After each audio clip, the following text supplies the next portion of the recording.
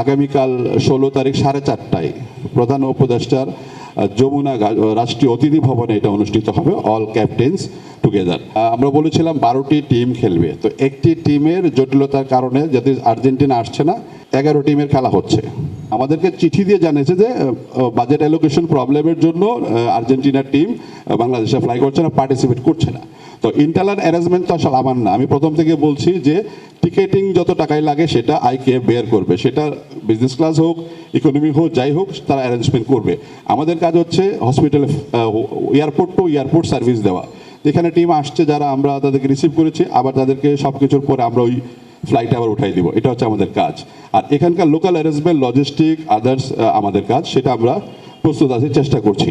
আমাদের প্লেয়ার হচ্ছে শ্রাবণী মল্লিক, বৃষ্টি বিশ্বাস, রূপালী আক্তার সিনিয়র, স্মৃতি আক্তার, রেখা আক্তারি, মেবি চাকমা, রূপালী জুনিয়র, আঞ্জুমানা রাত্রি, সুচরিতা চাকমা, খাদিজা খাতুন, লোবা আক্তার, ইয়াসমিন খানম, ইসরাত জাহান সাদিকা ও তাহরিম। স্ট্যান্ড বাই প্লেয়ার আছে 2 জন, লুম্বিনী চাকমা আর হচ্ছে আপনার আফরোজা স্ট্যান্ড বাই। আর এখানে আমরা ক্যাপ্টেন হিসাবে সিনিয়র রূপালী কে ক্যাপ্টেন হিসাবে আমরা অ্যানাউন্স করছি। রূপালীর এটা হচ্ছে রিটায়ারমেন্টের টাইম, সম্মান দেওয়ার জন্য আমরা এই টুর্নামেন্টে তাকে ক্যাপ্টেন হিসাবে মনোনীত করেছি। সারা পৃথিবীতে আমাদের অবস্থান 5ম, এই 5ম থেকে আমাদের উপরে যাওয়ার সুযোগ আছে। তো ওয়ার্ল্ড র্যাঙ্কিং যদি আমি পুল অ্যাচিভ করতে পারি, তাহলে আমার জন্য কিন্তু পুলটা রেটিং আমারটা বেড়ে যায়। কয়েকদিন আগে আমরা ইয়ুথ এশিয়ান গেমসে 2টে ব্রোঞ্জ আমরা অর্জন করেছি, ফার্স্ট টাইম জুনিয়র সেক্টরে। সেখানে কিন্তু আমরা অলরেডি পুল অ্যাচিভ করেছি। তো এইভাবে আমাদের 5ম থেকে 3-এ 2-এ যাওয়ার সুযোগ আছে। ওই প্রত্যাশা বা ওই চেষ্টাটুকু সাথে রেখে আমরা কাজ করে যাচ্ছি। তো আমার বিশ্বাস বাংলাদেশ টিম ভালো খেলবে।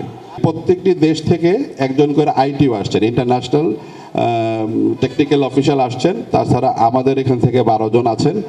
আর তাছাড়া আমরা নিউট্রাল রেফারি, ধরেন নাম্বার অফ ম্যাচ অনেক হবে বিভিন্ন, এর জন্য আমরা ইন্ডিয়া থেকে 6 জনকে নিউট্রাল রেফারি হিসাবে আমরা এনেছি। তো সেক্ষেত্রে ধরেন আমাদের অন্য দেশ থেকে যে টেম্পারমেন্ট ম্যাচ হয়, আমার যে রিসেন্ট অভিজ্ঞতা হয়েছে বাহারাইনে, আমি দেখেছি, আপনারাও দেখেছেন যে এইভাবে ম্যাচে অনেক সময় গন্ডগোল বা সমস্যা হয়, ওইটা হ্যান্ডেল করার মতো আপনার সিনিয়র রেফারি আইটিউস দরকার হয়। সেটার জন্য number of qualityful referee only for India. এই জন্য আমরা ইন্ডিয়ার থেকে কিছু নিউট্রাল রেফারি এনেছি, শুধু আমাদের ম্যাচ না, অন্য ম্যাচের জন্য এইটা লাগবে। সবার ব্যাপারে যদি বলেন, আমরা অনেক সতর্ক, যথেষ্ট নিরাপত্তা। আমরা দেখবেন লিয়াজ অফিসার আমরা নাম্বার অফ ফিমেল ইউজ করেছি, যেখানে যাদের প্রয়োজন মেয়েদেরকে আমরা এখানে অকুপাইড করেছি। বাট একটা জেন্ডার যদি ইকুইটি থাকে, সেক্ষেত্রে কিন্তু অনেক সময় কথা বলার সুযোগ থাকে না। আমি যদি লিয়াজ অফিসার আমার পুরুষ হয়, একটা মেয়ে প্লেয়ারকে কথা বলতে কিন্তু তাকে সংকোচ বা বলতে পারে না। সেক্ষেত্রে আমরা প্রত্যেক জায়গাতে মেয়েদেরকে প্রাধান্য দিয়েছি। ফিমেল আমরা সিকিউরিটি বলেন, আমাদের লিয়াজও বলেন, আমাদের যে অফিসিয়াল বলেন, সেখানে আমরা মেয়েদেরকে প্রায়োরিটি দিয়েছি। এবং আমার বিশ্বাস যে আমরা সর্বোচ্চ চেষ্টা করব। আর বাংলাদেশ টিম সম্বন্ধে যদি বলেন, তারা আমার বাচ্চার মতো, আমি কারো বাবা। তো আমার সর্বোচ্চ থাকা সত্ত্বেও আমি এটা চেষ্টা করব যে আমার এখানে যেন এই ধরনের কোনো, আপনার ইতিমধ্যে আমাদের এই ধরনের কিছু নাই। আমি 14ই নভেম্বর দায়িত্বপ্রাপ্ত হয়েছে, আজকে আমার 1 বছর। তো আমার কাছে ভালো লাগছে 1 বছর আমি আপনাদেরকে এই উত্তরগুলো দিতে পারছি। কাবাডি ফেডারেশনের যে আমাদের বডি আছে, সর্বোপরি আইজিপি মহোদয়, আমরা ministry, youth and sports, NSC প্রচণ্ড সাপোর্ট পাচ্ছি, সহযোগিতা করছে।